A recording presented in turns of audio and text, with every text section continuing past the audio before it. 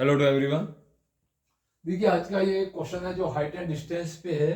सबसे पहले इस क्वेश्चन को समझते हैं कि a man standing on 10 metre height deck of ship. That means कोई भी सी लेवल है उसके अंदर एक शिप है।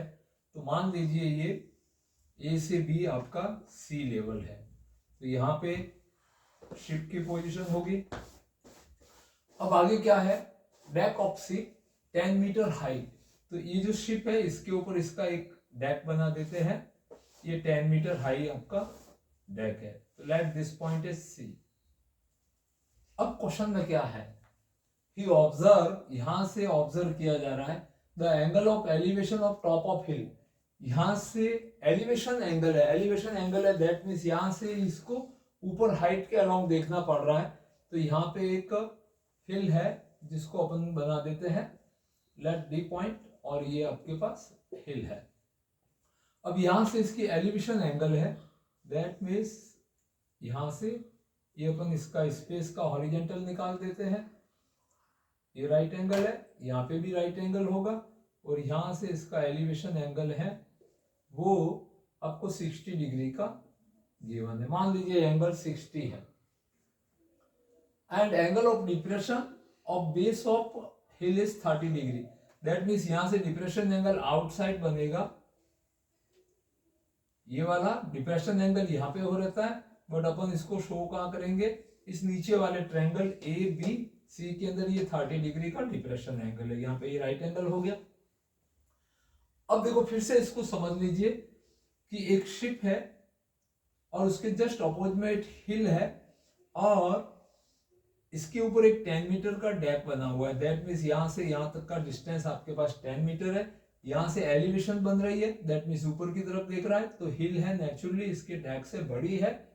और यहां से depression angle bottom of the हिल देखता है तो 30 डिग्री की डिप्रेशन यहाँ रहती है, बट अपन इसको डिप्रेशन यहाँ पे रहता है always, but depression equal to elevation alternate angle रहता है। ये दोनों पैरेलल बेस है, तो जितना ये बेस होगा, let this base is x metre, तो यहां से यहां तक भी कितना होगा आपका x डिस्टेंस होगा।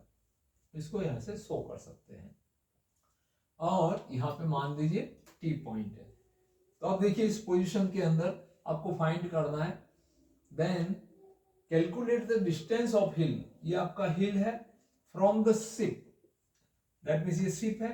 तो एक तो आपको ए बी डिस्टेंस फाइंड करना है आप इस क्वेश्चन के अंदर, A B equal to X अपन ने इसको माना है, ये आपको फाइंड आउट करना है। इसको इंटरोगेटिव साइन लगा देते हैं। एंड हाइट ऑफ हिल एक आपको बी से डी फाइंड करना है, इसको भी अपन ने फाइंड कर दिया। अब अपन इस क्वेश्चन की स्टार्ट करते हैं, तो देखते हैं क्या पोजीशन बनती है। इसके सॉल्यूशन की तरफ आते हैं। तो सबसे पहले अपन लिखते हैं कि A B is equal to C T. तो यहां से ये इसका सॉल्यूशन है, A B is equal to C T is equal to X है। ये ए बी जितना होगा उतना का उतना सी टी हो जाएगा। एंड नाउ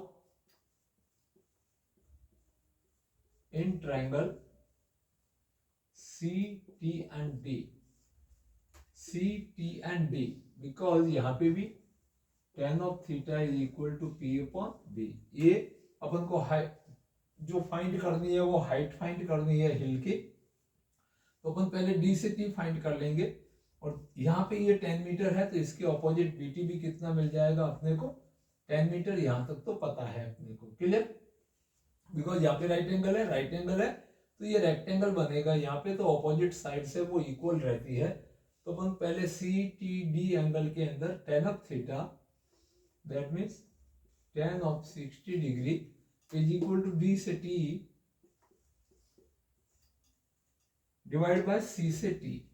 तो सी से टी को अपन ने एक्स माना है, और root of 3 is equal to D T divide by X, and X is equal to, इसको क्रॉस मल्टीप्लाई करेंगे, then D T is equal to √3 एक्स मीटर। इसको इक्वेशन नंबर 1 बना देते हैं। तो एक बार देखिए आपको बताया गया है जो बेसिक वीडियो है आपका हाइट एंड डिस्टेंस में, कि दो तरह के एंगल है तो दो बार फॉर्मूला लगेगा। एक बार अपन इस ट्रायंगल एबीसी में अप्लाई करते हैं, and in triangle ABC tan of 30